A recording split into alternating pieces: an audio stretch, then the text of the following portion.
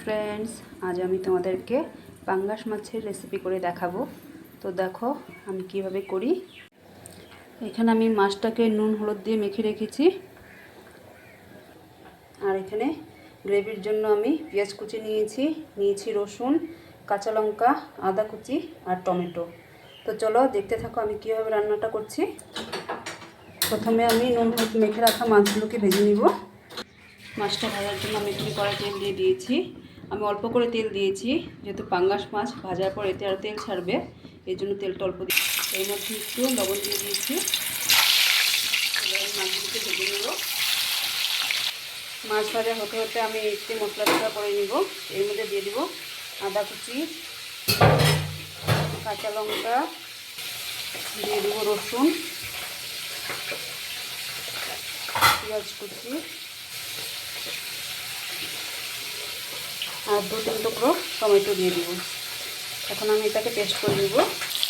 মাছটাকে আমি লাল লাল করে ভেজে নিয়েছি, এবার নামিয়ে নিব আর বাকি মাছগুলো ভেজে নিব।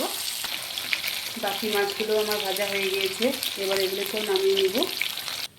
ফ্রেন্ডস দেখো আমি একটু তেল দিয়েছিলাম, এখন কত তেল বেরিয়েছে। সবগুলো মাছ আমি ভেজে নিয়েছি, এবার তরকারিটা রান্না করব। মাছ ভাজার তেলে আমি তরকারিটা রান্না করে নিব। তরকারির জন্য আমি ফোড়নে দিয়ে দিব গোটা জিরে, শুকনো লঙ্কা তেজপাতা, এরপর এর মধ্যে পেস্ট করে রাখা পেঁয়াজ রসুন আদা। মশলাটাকে আমি 1 মিনিট ভালোভাবে কষিয়ে নেব।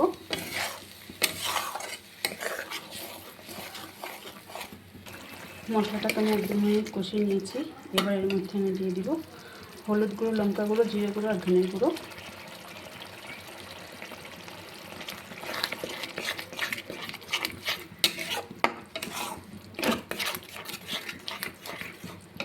আর দিয়ে দিব নুন। সব কিছু ভালো করে মিশিয়ে নেব। মশলাটাকে আমি কষিয়ে নিয়েছি, এবার এর মধ্যে দিয়ে দিব টমেটো আর কিছুটা দিয়ে দিব কুচানো পেঁয়াজ। পেঁয়াজটাকে আমি পরে দিচ্ছি, এটা করে একটু শক্ত থাকবে, খেতে ভালো লাগবে।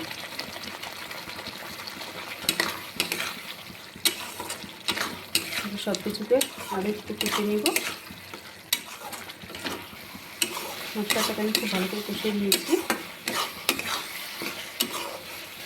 এবার আমি এর মধ্যে দিয়ে দিব গরম জল।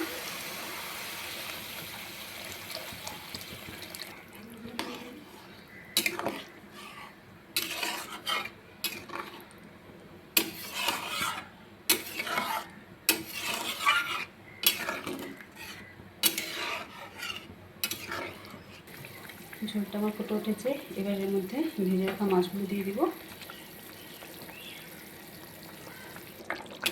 মাছগুলো দিয়ে আমি 1 মিনিট আরও ফুটিয়ে নেব।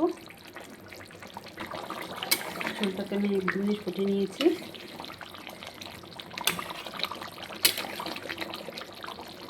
টমেটোগুলো আমি পরে দিয়েছি বলে টমেটোগুলো গোটা গোটাই আছে, ভেঙে যায়নি।